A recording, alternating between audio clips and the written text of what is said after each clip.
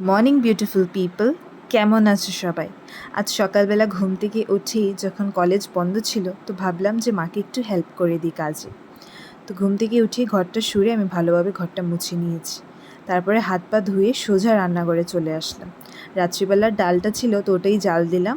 আর এখানে আমি অমলেট বানানোর জন্য পেঁয়াজ কুচি করছি আর এখানে লঙ্কাও কুচি করছি।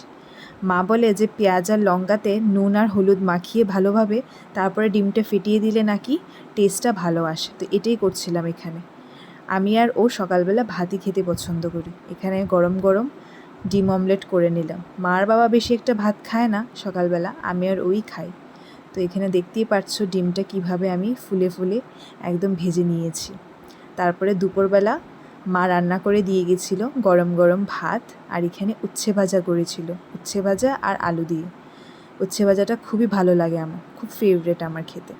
এখানে আমি আর দিদি হাসাহাসি করছিলাম যে মা সব রান্না করে দিয়ে গেছে আর আমরা এখানে বসে বসে খাচ্ছি। তারপরে দেখলাম যে মুগ ডাল করেছে, মুগ ডালটাও খুব টেস্টি হয়েছিল। আর এখানে ছিল পনিরের তরকারি। আমার এইসব খেতে খুবই ভালো লাগে।